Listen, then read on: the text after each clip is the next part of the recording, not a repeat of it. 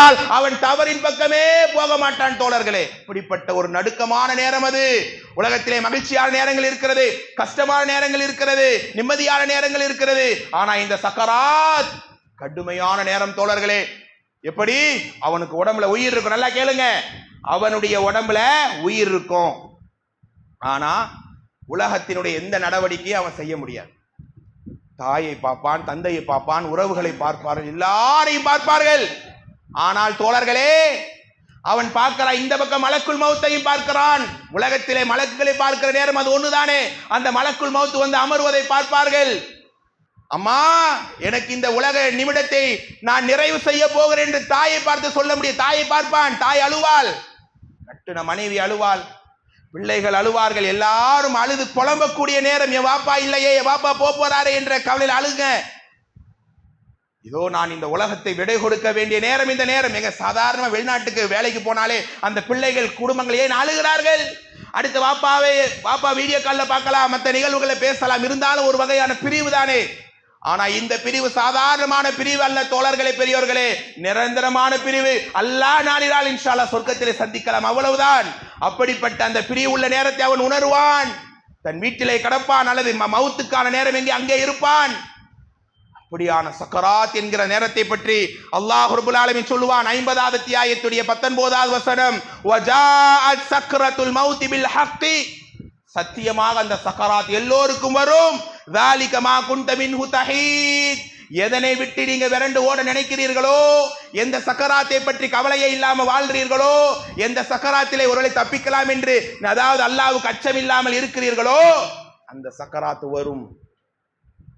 அப்படிப்பட்ட சக்கராத் என்பது உலகத்துக்கும் மறுமைக்கும் இடைப்பட்ட அந்த நேரம் தோழ, கொஞ்சம் ஒரு சிறிய நேரம். அந்த நேரத்தை பற்றி தான் ஹதீஸ்களை நிறைய நம்மால படிக்க முடிகிறது. ஒரு ஹதீஸை கேளுங்கள் தோழர்களே. புகாரில வரக்கூடிய அழகான செய்தி, 6507வது செய்தி. அந்த சக்கராத் எப்படி இருக்கும்? சக்கராத்துடைய நிகழ்வை அறிவதற்கு முன்னால் தோழர்களே, பெரியோர்களே, அகிலத்தின் அருட்கொடை அண்ணலம் பெருமானார் ஸல்லல்லாஹு அலைஹி வஸல்லம் உடைய சக்கராத்துடைய நிலைமை என்ன?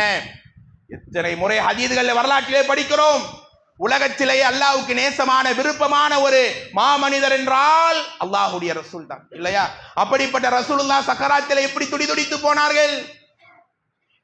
சக்கராத்திலே நாங்களும் பல நேரம் நம்முடைய கைகளில் நம்ம நெருக்கமான உயிர் பிரிவதை எல்லாம் பார்த்திருப்போம், இல்லையா? பார்வையெல்லாம் மேலோங்கி இருக்கும், கைகால்கள் பின்னிக்கொள்ளும், மனசெல்லாம் அப்படியே பதற ஒரு சக்கராத்தை பல நேரம் பார்க்கத்தான் செய்கிறோம். அதெல்லாம் பார்த்தும் கூட இதே மாதிரி ஒரு நிலை எனக்கு வருமே, எனக்கு வருமே, எனக்கு வருமே என்கிற கவலை கண்ணீர் எங்க வரதில்லை. அந்த நிலையை நினைத்து ஒரு பாவம் செய்யும் போது, ஆஹா, அந்த நிலை வரும்போது அல்லாட்ட மாட்டுவோமே என்கிற ஏன் துடிதுடிப்பு வருவதில்லை? அல்லாஹ்வுடைய ரசூல் ஃபாத்திமா ரலியல்லாஹு அழுகிறார்கள். ரசூலுல்லாஹி அலைஹி வஸல்லம் படக்கூடிய அந்த கவலையை பார்த்து தண்ணீரை ரசூலுல்லாஹ் தலையில ஊத்துறாங்க. தலைப்பாகைக்கு மேல சூடா வெளியாகுது. ஃபாத்திமா, என் அருமை பிள்ளையே, என் ஈரக்கொலையே, என் சதை துண்டே, உங்களில் இருவர் கேளுங்கள் தோழர்களே, பெரியோர்களே, இந்த உலக மெதப்பிலேயே கிடக்கக்கூடிய சமூகம் கேட்க வேண்டிய ஒரு வார்த்தை. உலக மெதப்பிலேயே கிடக்கிறார்கள் அல்லாஹ்வுடைய அச்சம் இல்லாமல். ஆனால் அண்ணல பெருமானார் சுவனத்தின் சொந்தம் என்று அறிவிக்கப்பட்ட அல்லாஹ்வுடைய ரசூல், நான் தான் சுவனத்தை முதல் நபராக தட்டுவேன் என்று சொன்னார்களே, அப்படிப்பட்ட கண்மணி நாயகம் சொன்னார்கள், அருமை மகளே ஃபாத்திமா, உங்களில் இருவர் அனுபவிக்கிற சக்கராத் என்கிற கொடிய வேதனையை நான் அனுபவிக்கிறேன். மனிதனுடைய இறுதி நேரத்தை பார்த்தீர்களா? அடிமை அனஸை அழைக்கிறார், அனஸே, இந்த நாளுக்கு பிறகு எனக்கு எந்த கஷ்டம் இல்லை, நீ அழாதே என்று பாத்திமாவை பார்த்து சொல்றாங்க, அனஸை பார்த்து சொல்கிறார்கள். பெருமானாரை அடக்கம் செய்யும் போது அனஸ் ரலியல்லாஹு அழுகிறார்கள். பெருமானாரோட 10 ஆண்டுகள் பணிபுரிந்த ஒரு இளைஞர் அல்லவா? நான் என் கையால் என் வாழ்விலேயே கஷ்டமான நேரம் என் கையால் பெருமானார் முகத்திலே மண்ணை வீசினேனே. நான் உலகத்திலே நேசித்த ஒரு மாமனிதர் அல்லாஹ்வுடைய ரசூல், அவருடைய முகத்தில் நான் மண்ணை வீசிய அந்த நேரத்தை என்னால் மறக்கவே முடியாது என்று காலமெல்லாம் கதர்வார் அனஸ் ரலியல்லாஹு. ஒரு நேரம் அபூபக்கர் ரலியல்லாஹு வருகிறார்கள். அன்சாரிகள், பெருமானார் அதிகமாக நேசித்த அன்சாரிகள் ஒரு கூடாரத்திலே அமர்ந்து அழுகிறார்கள். அபூபக்கர் ரலியல்லாஹு கேட்கிறாங்க, அன்சாரிகளை ஏன் அழுகிறீர்கள்? பெருமானார் அங்க சக்கர கடைசி நேரத்தினுடைய வழியிலே இருக்கிறார்கள். ذكرنا مجلسنا مع رسول الله, அல்லாஹ்வுடைய தூதருடைய சபையை நினைத்து பார்க்கிறோம். எங்கள்கிட்ட எப்படி எல்லாம் பேசி எப்படி எல்லாம் வாழ்ந்த எங்கள் ரசூல் இன்னைக்கு கஷ்டப்படுறாங்க. பெருமானார் கஷ்டப்படுவதை எங்களால் பார்க்க முடியவில்லை. கடைசி 3 நாள் பெருமானார் அவருடைய உடம்பில் ஏற்பட்ட வலி பெருமானாருடைய காதுக்கு செல்கிறது. அன்சாரிகளை அழைக்கிறார்கள், பெருமானார் போய் நிற்கிறார்கள். ஊசி கும்பில் அன்சார், அன்சாரிகளை பற்றி நான் உங்களுக்கு அறிவுரை செய்கிறேன். அந்த அன்சாரி என் சதை துண்டின் அன்சாரிகள், அவர்களுக்கான உரிமையை கொடுங்க என்று பெருமானார் சொன்ன நேரத்தை நீங்கள் பார்க்கலாம். பெருமானார் கடைசியா அந்த வேதனை வழியிலையும் கேட்ட வார்த்தை என்ன தோழர்களே? பல நேரம் கேட்டிருப்போம், ஆனால் மறந்து கடந்து போயிருக்கலாம். லா இலாஹா இல்லல்லாஹ், லா இலாஹா இல்லல்லாஹ், இன்னலில் மௌத்தி சக்கராத். இதைத்தான் பெருமானார் 3 முறை சொன்னார்கள். இந்த உலகத்தில் எப்படி வாழ்ந்த தூதர், அல்லாஹ்வுடைய நேசர், அகிலத்தின் அருட்கொடை, ஹவுதுல் கௌசர் நீ தடாகத்தை அல்லாஹ் தந்தான், மகாம் மஹ்மூதா இடத்தில் அல்லாஹ் எழுப்பி அழகுபடுத்த என்றாக சொன்னான். இப்படிப்பட்ட ரசூலுல்லாஹ் வணக்கத்திற்குரியவன் அல்லாஹ்வை தவிர வேறு யாரும் இல்லை. நிச்சயமாக மௌத்திற்கு அந்த சக்கராத் என்கிற ஒரு போதை மயக்கம் இருக்கிறது என்று 3 முறை சொல்லி அல்லாஹு மக்ஃபிர்லி வர்ஹமனி வல்ஹிக்னி மிர் ரஃபீகில் அலா, இறைவா என்னை மன்னிப்பாயாக, நேசிப்பாயாக என்று பிரார்த்தனை செய்து நல்ல மக்களோடு என்னை சேர்த்துவை என்று அப்படியே பெருமானார் உயிர் பிரிகிறது. இப்படிப்பட்ட சக்கராத்தை அண்ணலம் பெருமானாருடைய இறுதி நிமிடத்தில் நானும் நீங்களும் படிக்கிறோமே, அது மாதிரி ஒரு சக்கராத்தின் வீட்டில் நான் கடப்பேன். அந்த நேரத்தில் ஒரு ஹதீதை பாரு, நம்ம சொன்னமே ஹதீஸ், அந்த ஹதீதை கேளுங்கள். மன் அஹப்ப லிகா அல்லாஹி அஹப்ப அல்லாஹு லிகாஹு. நாம் எல்லோரும் இந்த சபையில் ஏன் வந்து அமர்ந்திருக்கிறோம் தோழர்களே? உங்கள் வேலைகளை எல்லாம் விட்டு ஏன் இங்கே வந்து அமர்ந்திருக்கிறீர்கள்? ஒரு சொட்டு நேரம் யோசித்து பாருங்கள். அல்லாஹ்வை மறுமையிலே இந்த அமலை கொண்டு பார்ப்போமே. எங்கள் பாவங்கள் இந்த சபையிலே அலங்கரிப்பதால் அல்லாஹ் எங்களை மன்னிப்பானே என்கிற நோக்கம் தானே. அப்படி நாங்க அல்லாஹ்வை பார்க்க ஆசைப்பட்டால் அல்லாஹ் நம்மை பார்க்க ஆசைப்படுவானாம். நாங்க அல்லாஹ்வை பார்க்க வெறுப்படைந்தால், வெறுப்படைனா பாவத்திலே இருக்கிறான், அல்லாஹ்வை பார்க்கணுங்கிற நியத்து இல்லாம வாழ்றா, அல்லாஹும் அவனை பார்க்க வெறுப்பான். இந்த ஹதீதை பெருமானார் சொல்லும்போது ஆயிஷா ரலியல்லாஹு அன்ஹா போய் கேட்கிறாங்க சஹாபாக்கள், பெருமானார் அல்லாஹ்வை நாம அல்லாஹ்வை பார்க்க வெறுத்தா அல்லாஹ் நம்மளை வெறுத்துருவானாமே. மரணத்தை வெறுத்தவனை, எப்படி மரணத்தை ஒருத்த வெறுக்கிறான்னா அவனை பார்க்க அல்லாஹ் வெறுப்பான். இன்னா குன்னால நக்ரஹுல் மௌத். சஹாபாக்கள் அழுகிறார்கள். எப்படிப்பட்ட தோழர்கள்! என்னையும் உங்களை மாதிரியா இந்த உலகத்தில் எப்படி எல்லாம் ஈமானோடு இறையச்சத்தோடு வாழ்ந்தார்கள் தோழர்களே. அப்படிப்பட்ட சஹாபாக்கள் அல்லாஹ் உலகத்திலேயே சொர்க்கத்தின் சொந்தம் என்று, மறுமையின் முத்தி என்று அலங்கரித்தானே, அந்த சஹாபாக்கள்